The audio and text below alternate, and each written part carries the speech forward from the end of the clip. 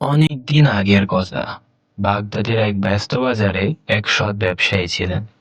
তার নাম ছিল আব্দুল্লাহ। ছোটবেলা থেকেই তিনি শিখেছিলেন সততা ব্যবসার প্রাণ। তিনি কখনো মিথ্যা বলতেন না, ওজনে কম দিতেন না, আর লোক ঠকাতেন না। প্রতিদিন ফজরের নামাজের পর তিনি বাজারে যেতেন। তার দোকান সবসময় পরিচ্ছন্ন থাকত। তিনি প্রতিটি গ্রাহককে হাসি মুখে স্বাগত জানাতেন। লোকেরা বলতো আব্দুল্লাহ দোকান মানেই ন্যায্য দাম ও ভালো ব্যবহার। একদিন বাজারে এক ধনী লোক এলেন। তিনি দাম কমাতে কমাতে এমন পর্যায়ে গেলেন যে প্রায় ক্ষতির মুখে ফেললেন আব্দুল্লাহকে। তবু আব্দুল্লাহ মিথ্যা বলেনি। তিনি শান্তভাবে বললেন, ভাই, আমি যা দাম বলেছি সেটা ন্যায্য। আল্লাহর কসম করে বলছি, এর চেয়ে কমে দিলে আমি ক্ষতিগ্রস্ত হব।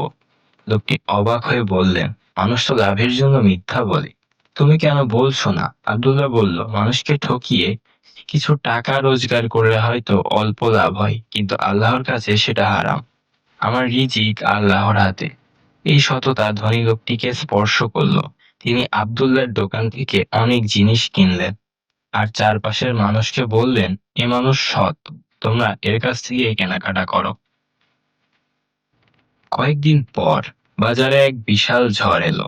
অনেক দোকানের মালামাল নষ্ট হলো, কিন্তু আব্দুল্লাহর দোকানে ছিল সুরক্ষিত।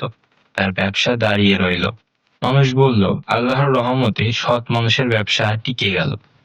আব্দুল্লাহ তখন আল্লাহর শুকর আদায় করে বললেন, হে আল্লাহ, যে আল্লাহর উপর ভরসা করে তিনি তার জন্য যথেষ্ট। আমি কখনো কারো হক খাইনি, তাই আল্লাহ আমার হক রেখেছেন।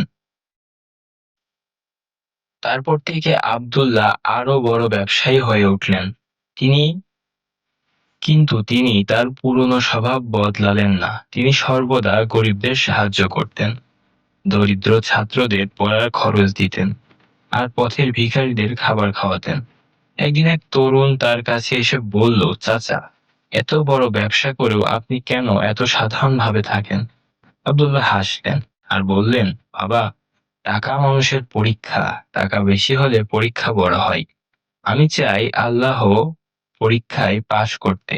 সৎ পথে থাকাই আমার জন্য সবচেয়ে বড় সম্পদ। বছর কেটে গেল। আব্দুল্লাহর ব্যবসা শুধু বাগদাদে নয়, দূরের শহরেও ছড়িয়ে পড়ল, কিন্তু তার মুখে অহংকারের ছায়া পড়েনি। তিনি সবসময় বলতেন, আমি কিছু নই, সবকিছু আল্লাহর। আমি শুধু চেষ্টা করি আমানত রক্ষা করতে।